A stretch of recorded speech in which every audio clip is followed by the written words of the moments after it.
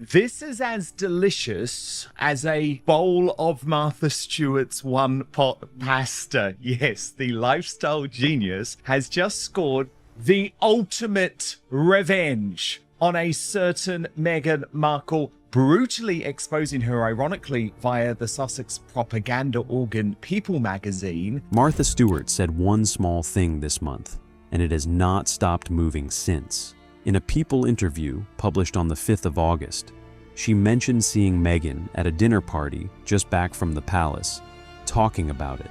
Within days, sources close to Meghan pushed back and said Stewart had simply got confused. Confused. Hold that word, because it is the exact word that turned up in a completely different argument about this family. One that has run for 8 years. One that nobody has ever connected to a dinner party in California. And it changes everything you think you know. Now, this is interesting. Martha Stewart and Meghan Markle, there seems to be a bit of a war of words happening at the moment. Now, Martha Stewart apparently claimed that the Duchess had been discussing her 8 years later. Because here's the thing about that word. When somebody close to Meghan reached for confused to explain away Martha Stewart, they picked a word with history attached to this family. And to see why, you have to go back 8 years to an argument that has nothing to do with dinner parties. I had dinner with Meghan Markle the other night at a dinner party, and I didn't talk to her really more than to say a couple words. Let me tell you where we actually stand, because you deserve the honest version before anything else. The documented record says August the 4th, 1981, West Park Hospital, Canoga Park, out in the San Fernando Valley. Fact checkers have gone through the age claim already, and they rated it false. That should have ended it. It did not end it. Every August, the whole thing comes back, and the comment sections fill up again with people counting backwards. Now, I could tell you those people are simply wrong, and we could all go home. That has been tried, repeatedly, by better funded operations than this one, and it has never worked once. So, I want to ask a different question. Not, is the rumor true? Why does it survive? Because a story does not run for 8 years on nothing.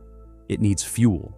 Something in the record has to keep handing these people a reason to come back. Or it would have burned out by 2019 like every other royal rumor you have already forgotten. Something is feeding it. And here's the part almost nobody on either side of this will admit to you. Martha Stewart might not like that. You know, she's a tough old bee. And I say that respectfully. And she got asked about Meghan Markle. What is feeding it is real. The magazine page. Start with the thing that started it. 17 magazine, March 1997. There is a page listing a Meghan Markle in Los Angeles as 21 years old. If that number is right, the birth year lands somewhere around 1976. That single page is the engine of this entire theory. Everything else you have ever seen argued about this. The classmates, the photograph comparisons, the timeline threads, all of it is scaffolding built around that one page. And I understand why it works on people. It looks like a document. It has a date printed on it. It sits there in an archive being quietly certain of itself, and certainty is contagious. It also arrived from outside the family, which is the part that really sells it. Everything else here comes from people with a stake in the outcome. A magazine page from 1997 has no stake in anything. But think about what it actually is. A listing in a magazine is not something she filed. It is not a form she signed. Ages in print get wrong all the time, and anybody who has ever been described in a publication knows exactly how casually that number gets handled. Still, it is genuinely strange. I am not going to pretend otherwise, and I am not going to skip past it because it complicates the tidy version. But the page alone was never enough to sustain 8 years of argument. A theory needs corroboration. And this one found some in the last place you would expect, her own family. The sisters' paperwork, Samantha Markle, reported born November 1964. She wrote a book. In it she gives the year 1981, which matches the official record exactly. Her own estranged sister put that year into print. Say that part plainly because people who quote this book tend to skip it. But the same book places the arrival at the end of the month, not the 4th, the end. Then there is the defamation filing, where the age gap between the sisters is stated as 17 years. 17 is the number people reach for whenever they want this settled. Count it yourself. I wouldn't want to be beleaguered with an older, ill person. The older you get, the less you really need a mate, I think. November 1964 to August 1981 is 16 years and 8 months, not 17, rounded upward in a legal document about her own sister. 2 wobbles, neither one enormous. Both real, both sitting in documents anybody can pull, and there is a 3rd one in her own words.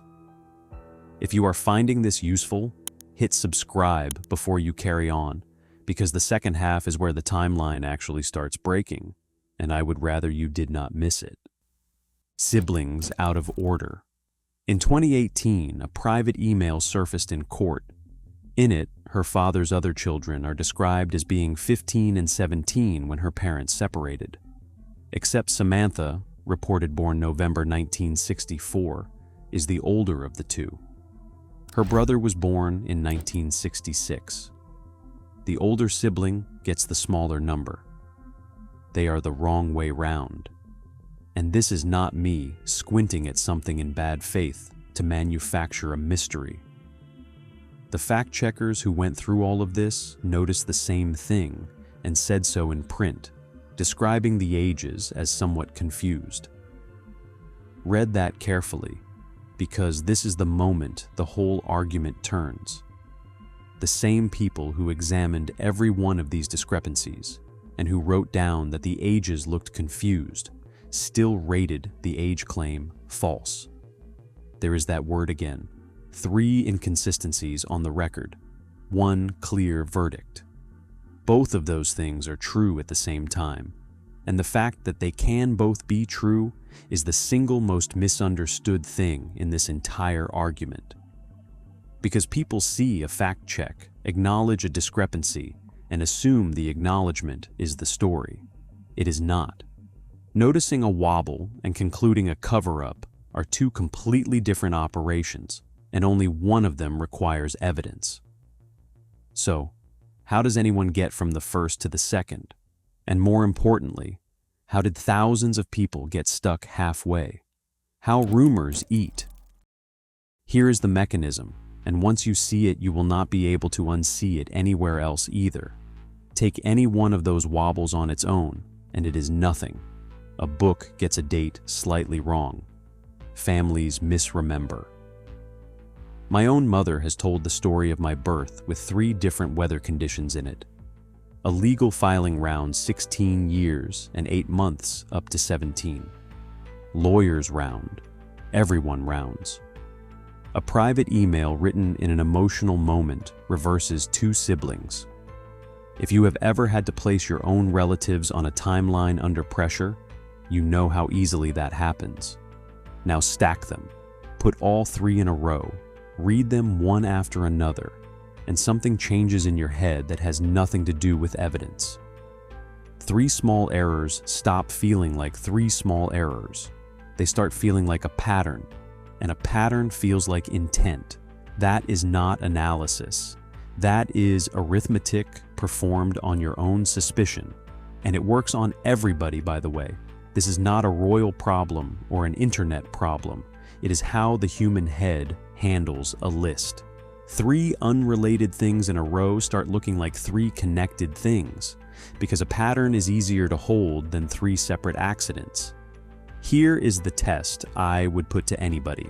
Take your own family, your parents' meeting, your siblings' ages, the year your grandmother moved, We don't believe it because we already know the history. We know how Meghan shows up. We've been seeing it and talking about it for years. Write it all down from memory, then check it against the actual documents. I promise you will find 3 things that do not match. Nobody's family paperwork survives this kind of audit. Nobody's. And let me draw a line here while we are on it. Doria Ragland, reported born September the 2nd, 1956, in Cleveland, Ohio, has never been part of this debate. She has never made a claim about it, never argued about it, never involved herself in it. She is a private person, and she owes no one an answer. She is not a witness anybody is entitled to. The children stay out of this completely. None of it was their decision, and they have no place in the conversation. Not here, not ever. So that is the case for messy paperwork. But suppose you do not buy it. Suppose you think 3 errors is 3 too many, and the magazine page is exactly what it looks like. Fine. Then let us do the one thing almost nobody arguing about this has ever bothered to do. Let us follow the theory through and see where it lands. Test the theory. If she was born in 1976 or 1977, what else has to be true? Not vaguely true, specifically true, because a birth year is not a number floating on its own. It sits inside a family, and that family has its own documented timeline. So look at what her parents were doing and notice that this part of the story has never been the contested part. Nobody disputes it. It has been told the same way, in the same order, for years, by people who otherwise agree on nothing. So look at what her parents were doing. The accounts describe them meeting in the late 1970s at a studio where her father worked as a lighting director and her mother had a temporary job. Then a romance of roughly 6 months. Then a wedding. And the wedding has a precise date. December the 23rd, 1979, at a temple on Sunset Boulevard. Work backwards 6 months from that December ceremony, and their first meeting lands somewhere around the middle of 1979. Hold that year in your head. Mid-1979. Now put the theory next to it. Before the beginning. A birth in 1976 is roughly 3 years before her parents are documented to have met. Read that again, because the ordinary version of this argument is that a baby arrived before a wedding, and people shrug at that because babies arrive before weddings constantly and always have. That is not what this says. Not before the marriage, before the introduction, before the studio job, before her mother took that temporary position, before the lighting department and the makeup department were ever in the same building on the same afternoon. 2 people who had not met produced a child, and it is worth being specific about how far apart those 2 things sit. This is not a few weeks of slack in a timeline where somebody might have fudged a courtship to look respectable. It is years.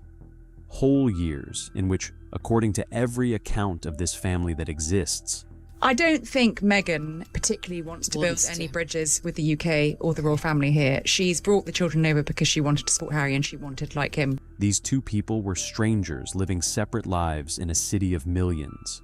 And that is not a counting error. You cannot get there by rounding, by misremembering, by a magazine intern typing the wrong figure into a caption. For a 1976 birth to be real, the meeting has to be invented. The 6-month romance has to be invented. The temple on Sunset Boulevard has to be invented.